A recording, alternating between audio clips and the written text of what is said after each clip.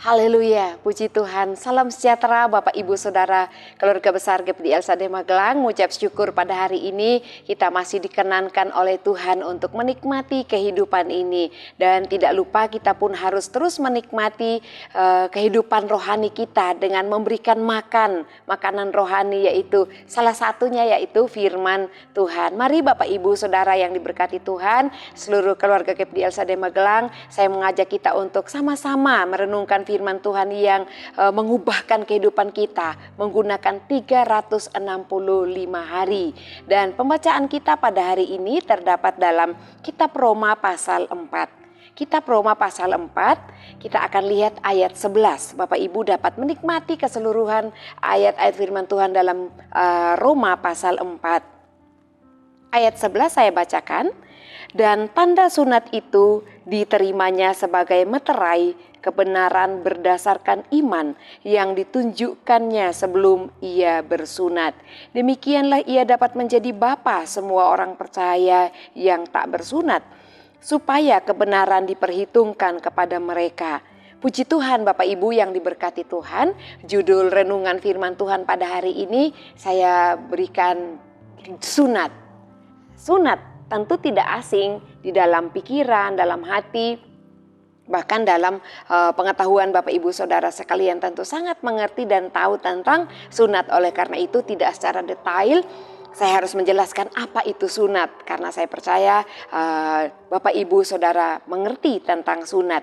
Sunat pun di dalam firman Tuhan sudah dimulai sejak dalam kitab Kejadian.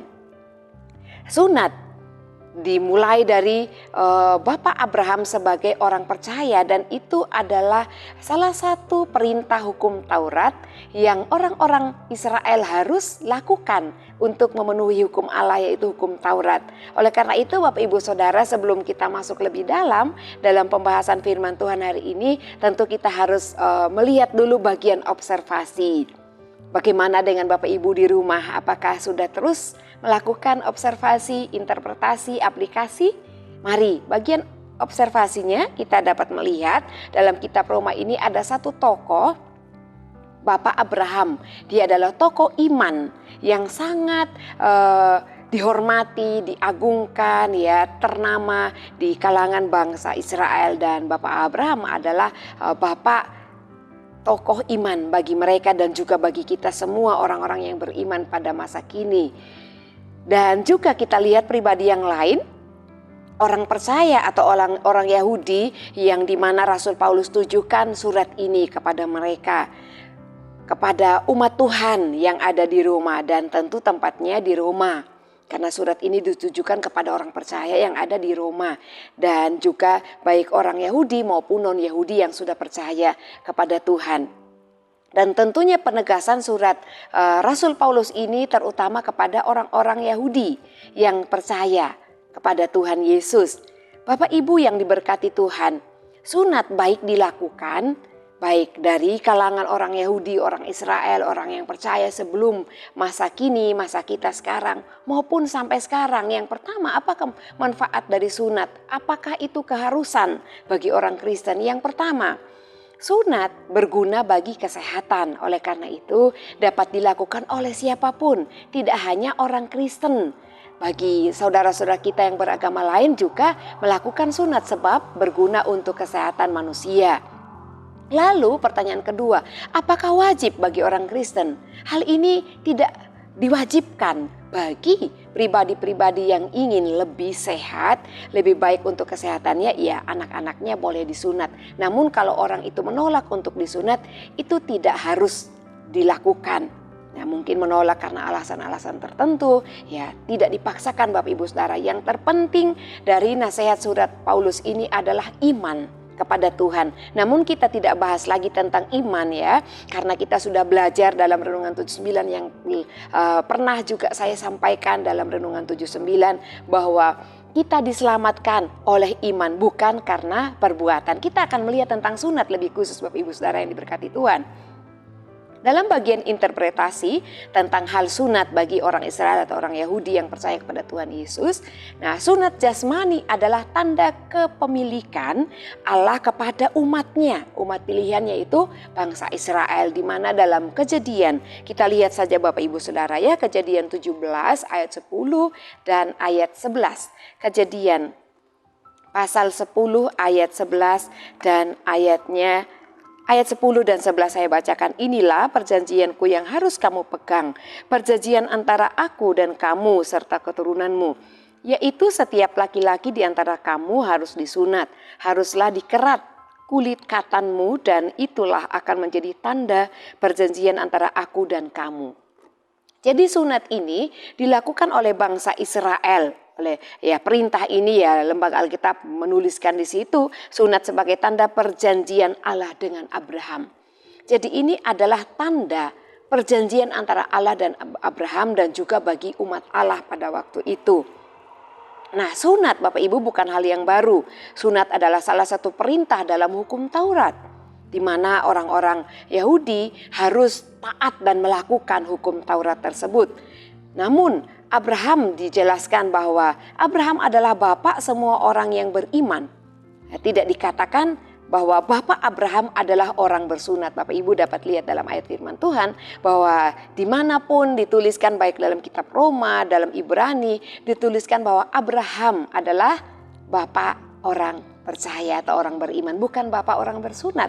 Karena sunat itu tidak diharuskan lagi. Namun kalau Bapak Ibu ingin menyunat anak-anak untuk kesehatan, tidak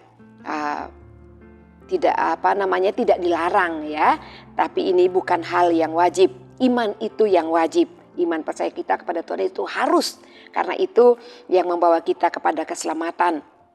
Beriman kepada Tuhan Yesus. Baik Bapak Ibu, kita lihat bagian interpretasi. Sunat lahiriah adalah baik, tetapi jauh lebih baik sunat hati. Sunat hati itu jauh lebih penting, di mana ketika kita melakukan sunat hati, tentu bukan hati kita yang dipotong secara lahiriah Bapak Ibu Saudara, tetapi mengerat hal-hal yang menjadikan orang itu berdosa. Hal-hal apa yang ada dalam hati kita? Yaitu keinginan-keinginan daging. Keinginan-keinginan yang orang itu dapat melakukan dosa kalau keinginannya diikuti atau dilakukan. Nah, hal-hal yang timbul dalam hati, hal-hal yang tersimpan dalam hati yang akan membuat orang itu berdosa itu harus dikerat. Itu harus dihilangkan, dipangkas, sehingga tidak membuat kita berdosa di hadapan Tuhan. Dan ketika hal-hal yang dikerat di dalam hati kita itu sudah dihilangkan, maka orang dapat memuji Tuhan, memuliakan Tuhan, menghormati Tuhan, menyembah Tuhan, Allah yang benar dalam kehidupannya. Lalu apa aplikasinya dalam kehidupan saya dan Bapak Ibu Saudara sekalian?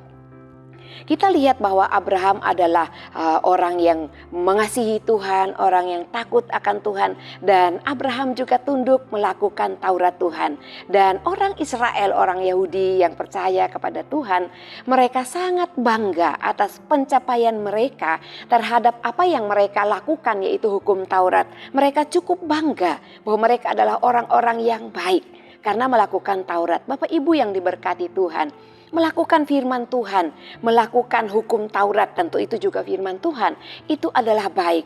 Namun sangat baik sekali ketika kita melakukan firman Tuhan itu jauh lebih baik. Kita bangga ketika kita dapat melakukan firman Tuhan, merenungkan firman Tuhan, menghidupi firman Tuhan dalam setiap langkah hidup kita. Itu jauh lebih membuat kita bahagia. Oleh karena itu, mari berbahagialah karena kita melakukan firman Tuhan. Berbahagialah karena kita dapat menerapkan firman Tuhan dalam kehidupan kita setiap hari. Karena orang yang melakukan firman Tuhan itu tidak mudah. Ada hal-hal yang harus dipangkas dalam kehidupan kita. Ada hal-hal yang kita harus tinggalkan sehingga kita dapat benar-benar melakukan firman Tuhan. Bapak Ibu yang diberkati Tuhan, mari kita menjadi bagian dalam kebenaran firman Tuhan untuk terus mengasihi Tuhan, melakukan firman Tuhan. Dan sunat hati itu jauh lebih penting. Firman Tuhan katakan, tinggalkan hal-hal yang tidak baik, hal-hal yang tidak berkenan di hadapan Tuhan, keinginan-keinginan daging kita. Contohnya ketika kita punya keinginan mengingini milik orang lain dan ingin mendapatkan memiliki harta milik orang lain atau apapun yang dimiliki oleh orang lain dengan cara yang tidak benar, yang tidak berkenan di hadapan Tuhan, tentu hal itu kita harus tinggalkan. Karena itu akan melahirkan dosa, membuat hidup kita berdosa. Oleh karena itu Bapak Ibu, mari sunat hati setiap hari, setiap waktu. Sebab Tuhan pun akan menolong kita untuk melakukan bagian-bagian firman Tuhan yang harus kita hidupi di dalam kehidupan kita. Tuhan Yesus memberkati. Terima kasih kepada Bapak Ibu Saudara yang terus setia untuk mengikuti Renungan 79. Kiranya dapat menjadi berkat kita bersama. Bagi Bapak Ibu Saudara yang ingin menyaksikan kesaksian tertentu, baik mujizat yang terjadi dalam keluarga, mujizat kesembuhan, pemulihan masalah dalam keluarga, atau ingin didoakan untuk pokok doa tertentu, dapat disalurkan melalui chat WhatsApp di nomor 081 3274 20088. Puji Tuhan, mari kita mengucap syukur kepada Tuhan. Tuhan menolong kita untuk melakukan kebenaran firman Tuhan. Sunat hati itu adalah hal yang berkenan di hadapan Tuhan. Terima kasih Bapa yang baik, kami mengucap syukur kepadamu sebab Engkau Allah yang memberikan firman-Mu kepada kami. Engkau juga Tuhan yang memampukan kami, yang menolong kami untuk melakukan firman-Mu. Ajar kami Tuhan untuk bukan lagi hanya mementingkan sunat lahiriah, meskipun itu penting untuk kami lakukan, namun jauh lebih penting untuk kami mengingat sunat hati, sunat rohaniah kami itu jauh lebih penting supaya kami jauh dari kehidupan dosa. Namun kami menjadi orang-orang yang hidupnya benar di mata Tuhan. Karena setiap waktu firman-Mu berkuasa memulihkan kehidupan kami dengan melakukan firman-Mu. Demikian juga Roh membantu keluarga GEP di LSD Magelang dalam kelemahan keluarga GEP di LSD Magelang. Sebab keluarga GEP di LSD Magelang tidak tahu bagaimana sebenarnya harus berdoa. Tetapi Roh sendiri berdoa untuk keluarga GEP di LSD Magelang kepada Allah dengan keluhan-keluhan yang tidak terucapkan. Terima kasih Bapa. Di dalam nama Tuhan Yesus Kristus kami berdoa. Haleluya. Amin.